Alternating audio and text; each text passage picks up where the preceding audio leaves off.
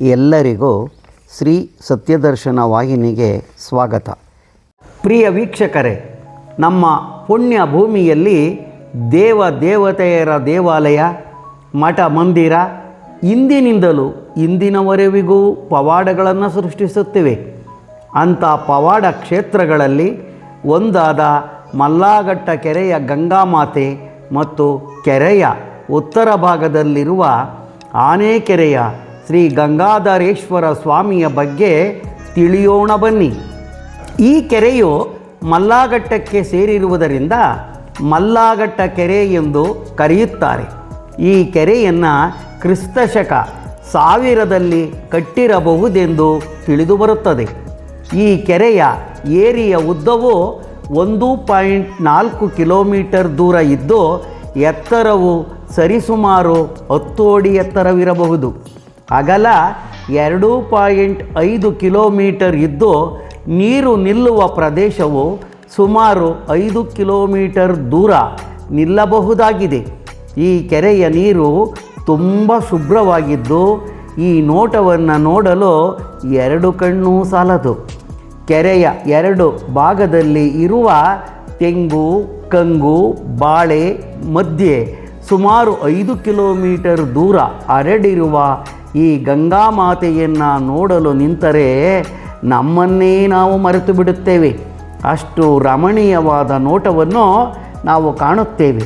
ಈ ಭಾಗದ 100-150 ಕಿಲೋಮೀಟರ್ ದೂರದಿಂದ ಪ್ರತಿ ಊರುಗಳಲ್ಲಿರುವ ದೇವರುಗಳನ್ನು ಪುಣ್ಯ ಸ್ನಾನ ಮಾಡಿಸಲು ಕರೆದುಕೊಂಡು ಬಂದು ಕಳಸ ಸ್ಥಾಪಿಸಿ ಗಂಗಾಮಾತೆಯನ್ನು ಆಹ್ವಾನ ಮಾಡಿ ದೇವರುಗಳ ಒಡವೆ ವಸ್ತ್ರಗಳನ್ನು ಗಂಗಾಜಲದಿಂದ ಶುದ್ಧಿ ಮಾಡಿಕೊಂಡು ಈ ಪವಿತ್ರ ಗಂಗೆಯಲ್ಲಿ ದೇವರುಗಳಿಗೆ ಸ್ನಾನ ಮಾಡಿಸಿ ಪವಿತ್ರ ಗಂಗೆಯಿಂದ ಅಭಿಷೇಕ ಮಾಡಿ ಪೂಜಿಸಿಕೊಂಡು ಪವಿತ್ರ ಗಂಗೆಯನ್ನು ತಮ್ಮ ಊರಿಗೆ ತೆಗೆದುಕೊಂಡು ಹೋಗಿ ದೇವಾಲಯಗಳನ್ನು ಪವಿತ್ರಗೊಳಿಸುತ್ತಾರೆ.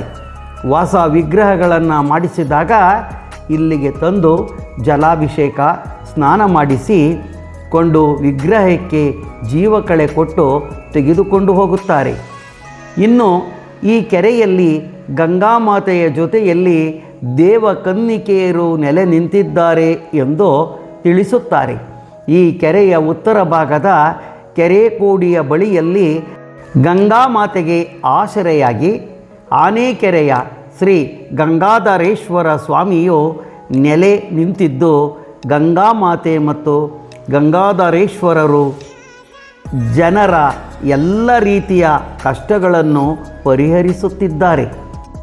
ಕಷ್ಟಗಳಿರುವವರು ಈ ಕ್ಷೇತ್ರಕ್ಕೆ ಬಂದು ಸಂಕಲ್ಪ ಮಾಡಿಕೊಂಡು ಶಾಸ್ತ್ರೋಕ್ತವಾಗಿ ಗಂಗಮ್ಮನನ್ನು ಮಾಡಿ ಪೂಜಿಸಿ ಶ್ರೀ ಗಂಗಾಧರೇಶ್ವರನಿಗೆ ಹರಕೆ ಹೊತ್ತು ಹೋದರೆ 1 ವರ್ಷದಲ್ಲಿ ಮಕ್ಕಳಾಗುವುದು ಶತಸಿದ್ಧವೆಂದು ತಿಳಿಸುತ್ತಾರೆ.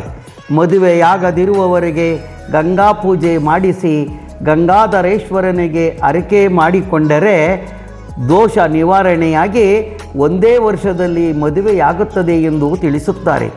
ಕೆಲವು ಕಷ್ಟಗಳಿಗೆ ಗಾಳಿ, ಪೀಡೆ, ಪಿಶಾಚಿ ಕಾಟಗಳಿದ್ದರೆ ಗಂಗೆಯಲ್ಲಿ ಸ್ನಾನ ಮಾಡಿಸಿ ಗಂಗಾಧರೇಶ್ವರ ಸ್ವಾಮಿಯ ಜಲಾಭಿಷೇಕವನ್ನು ಹಾಕಿಸಿಕೊಂಡರೆ ಎಲ್ಲ ಕಷ್ಟಗಳು ದೂರಾಗುತ್ತವೆ.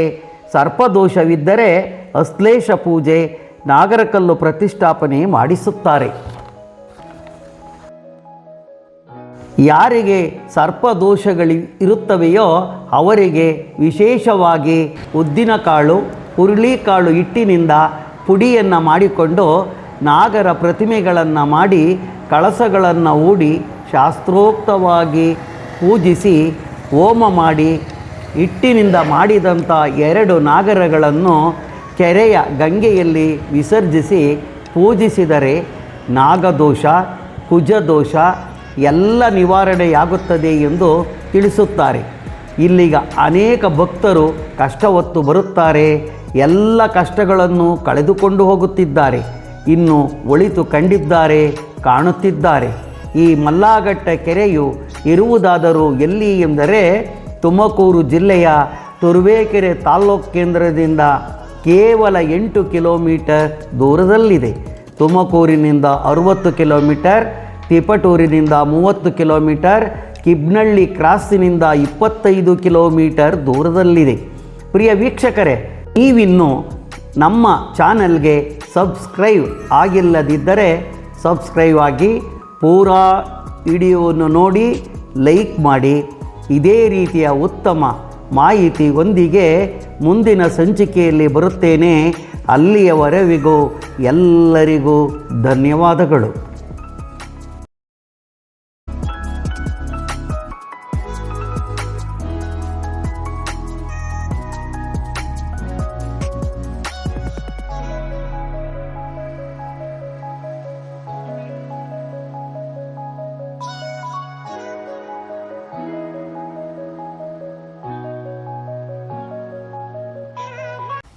ನೀವಿನ್ನು ನಮ್ಮ ವಾಹಿನಿಗೆ ಚಂದಾದಾರರಾಗಿಲ್ಲದಿದ್ದರೆ ಚಂದಾದಾರರಾಗಿ. ಧನ್ಯವಾದಗಳು.